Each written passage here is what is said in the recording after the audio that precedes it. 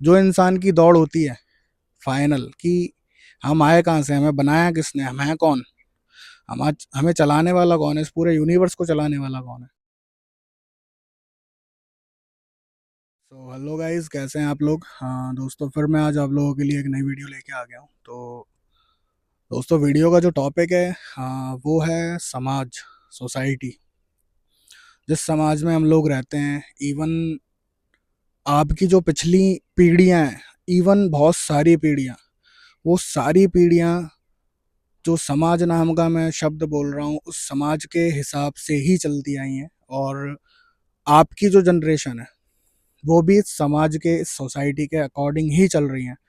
तो दोस्तों, अपने बाप दादा, इवन आप खुद जिस सोसाइटी में, जिस समाज के अंदर रह रहे हो, मैं उस समाज के बारे में बात करेंगे आज अपन। तो समाज दोस्तों है क्या? समाज, जो अपनी कंट्री है इंडिया, उस entire all over the world की अगर अपन बात करें, सारे के सारे कॉन्टिनेंट्स की, तो हर जगह सोसाइटी क्रिएट हुई है, समाज क्रिएट हुआ है, और उस सोसाइटी और उस समाज के हिसाब से ही लोग अपने जीवन को सरवाइव कर रहे हैं। वो उस हिसाब से जी रहे हैं, उस हिसाब से रह रहे हैं, जिस हिसाब से रूल्स और रेगुलेशंस सोसाइटी ने उनको थोपे हैं कि आपको ये मानने ही पड़ेंगे और इनके हिसाब से ही चलना पड़ेगा। तो दोस्तों, अगर मैं बात करूं उन कुछ रूल्स की, रेगुलेशंस की, तो अपने जो पूर्वज थे, अपनी जो पिछली पीढ़ियां थी, उन पीढ़ियों के साथ इस इंडिया में एक पर्टिकुलर बुक है, उस बुक के हिसाब से इस समाज को डिज़ाइन किया गया था। इवन वो बुक उस समय पे अपने इस भारत का, इंडिया का संविधान भी हुआ करती थी, जिसका नाम है मनुस्मृति, है ना। देखो, मैं किसी के भी खिलाफ कुछ बात नहीं बोल रहा हूँ, जो रियलिटी है सिर्फ वो बात बता रहा हूँ, है ना। और कुछ भी आपके अगर क्वेश्चंस क्रिएट होते हैं, तो आप मुझे कमेंट कर सकते हैं और पूछ सकते हैं कि क्या चीज़ है और क्या नहीं है। तो दोस्तों, वो पर्टिकुलर बुक के हिसाब से अपने इंडिया का समाज पहले चलता था, सोसाइटी चलती थी, जिसके अंदर कई सारे रूल्स थे, रेगुलेशंस थे, और कई सारी बातें थी जिनको अगर इंसान फॉलो नहीं करता था, तो फिर उसकी बैंड बजा दी जाती थी। तो उसी बुक की क्रिएशन है इस इंडिया के अंदर।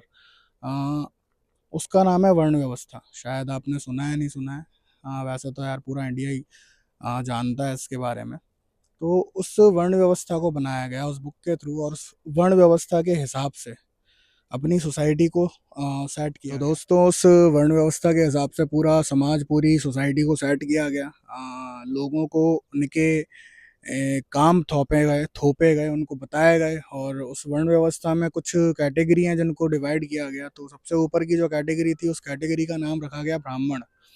और उस मनुस्मृति के कॉन्सेप्ट के हिसाब से जो ब्रह्मदेव हैं, उन ब्रह्मदेव का जो कॉन्सेप्ट है, उस कॉन्सेप्ट के हिसाब से जो ब्राह्मण है, उन ब्राह्मणों का जन्म हुआ ब्रह्मा के मुंह से। दूसरी कैटेगरी डिवाइड की गई जिसका नाम था क्षत्रिय, जो ओरिजिनेट हुए कहाँ से? ब्रह्मा जी के हाथों से, भुजाओं से। तीसरी कैटेगरी डिवाइड करी, उसका नाम था वैश्य। चौथा शूद्र, एक कमर से और दूसरे पैरों से। मतलब जो चौथे नाम की, जो चौथी कैटेगरी थी, वो पैरों से ब्रह्मा जी के क्रिएट हुई है। और इसी के अकॉर्डिंग जितनी भी इंडिया की पॉपुलेशन है, वो सारी की सारी डिज़ाइन हुई है। तो आप समझ सकते हो मैं क्या बोल रहा हूँ। तो ये चीज़ें आपको इस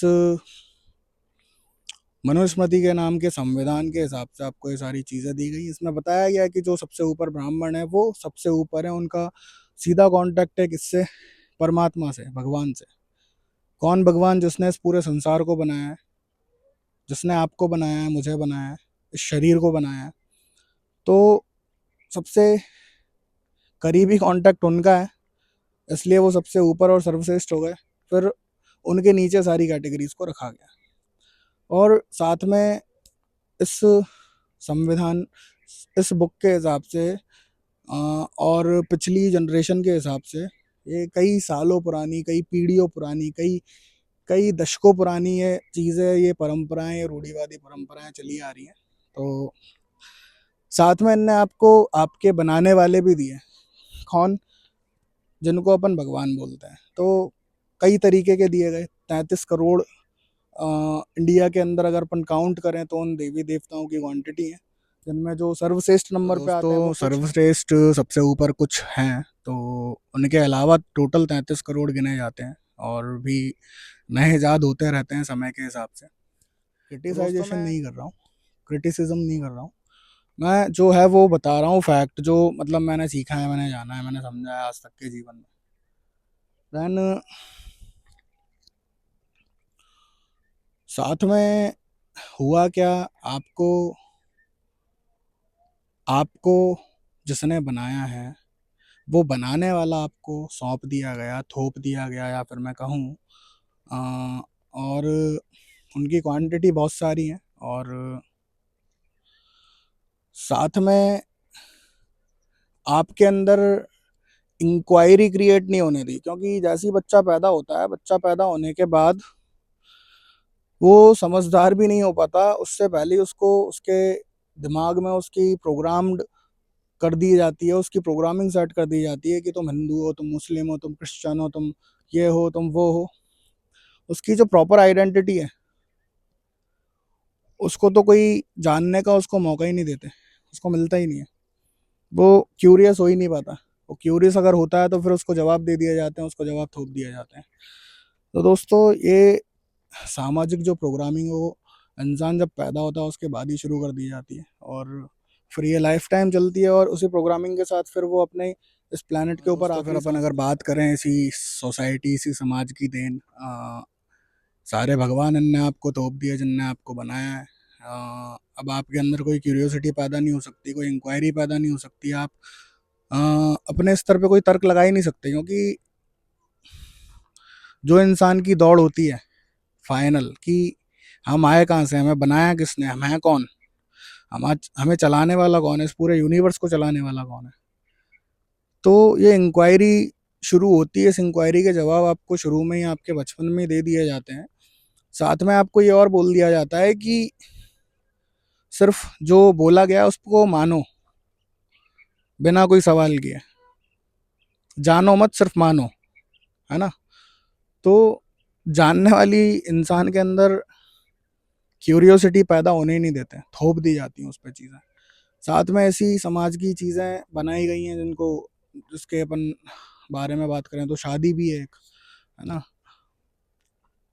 दो अनजान लोगों को एक बंधन में बांध दिया कुछ मंत्रों के द्वारा, और जो भी पूजा पाठ करते हैं पंडित लोग उनके द्वारा, और वो पूरे जन्मों जन्मों के गाइस। यार अपन बात करें अगर शादी की, जो समाज आपकी कराता है कुछ मंत्रों के बेसिस पे, पूजा पाठ के हवन के बेसिस पे, तो फाइनली होता क्या है, शादी के रिश्ते के अंदर दो अनजान लोग मिलते हैं, अनजान लोग मिलते हैं, उनकी पहले से क्या प्रोग्रामिंग है। देखो, प्यार तो किसी के अंदर होता नहीं है दोनों में से भी, है ना। क्योंकि प्यार तब क्रिएट होता है जब इंसान साथ में रह रहा है, तो बिना प्यार के अगर शादी हो रही है तो फिर वहाँ पे दिक्कतें तो आएंगी। अभी कितने केसेस हुए थे यार, जबरदस्ती लड़की की शादी करा दी, इंदौर में राजा का केस हुआ था, पहाड़ पे से उसको, मतलब समझ रहे हो ना, धकेल वकेल दिया, उसके बाद फिर कितने ड्रम व्रम वाले पता नहीं कौन कौन से केस हुए थे। ये सारे अरेंज मैरिजेस के नतीजे होते हैं यार, गृह क्लेश होते हैं, कितने डोमेस्टिक वायलेंसेस होते हैं। क्यों होते हैं? क्योंकि यार प्यार ही नहीं है बीच में। प्यार अगर बीच में नहीं है तो फिर वहाँ पे यार क्लैशेस तो होंगे, दिक्कतें तो क्रिएट होगी। तो कहीं ना कहीं यार इन सारी बातों के साथ इस पूरे समाज को डिजाइन कर दिया यार, वो सारी बातें आपके ऊपर थोप दी गई हैं, उन सारी बातों के हिसाब से आप अपने जीवन को, अपने लाइफस्टाइल को जी रहे हो। अब वहां पर दिक्कत ये आ रही है कि वहां पर कोई इंक्वायरी, कोई क्वेश्चनिंग क्रिएट नहीं हो रही है, कोई साइंटिफिक अप्रोच है ही नहीं, कुछ थिंकिंग, कोई थिंकर वाली अप्रोच है ही नहीं है। वहां पे सिर्फ क्या है, आपको सारी चीजें थोप दी गई है, अब कुछ भी जानने को रह नहीं गया। बस आप आंख बंद करके उस रास्ते पे चले जा रहे हो, और उस रास्ते की कोई मंजिल ही नहीं है। वो जो मंजिल आपको दी गई है वो मंजिल टोटली फेक है यार, अगर साइंटिफिकली अपन देखें और रियलिटी के साथ देखें तो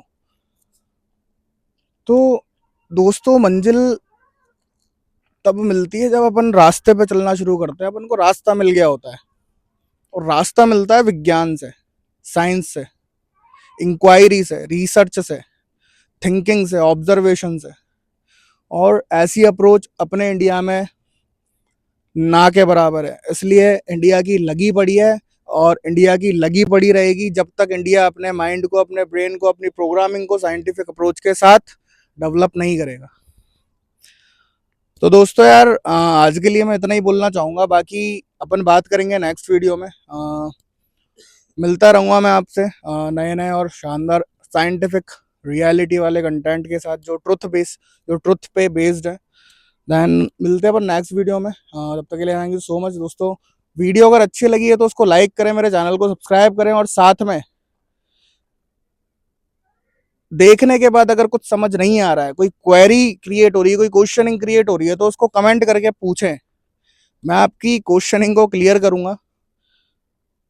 देन मिलते हैं अपन नेक्स्ट वीडियो में। Thank you so much, thanks for watching. Okay bye दोस्तों।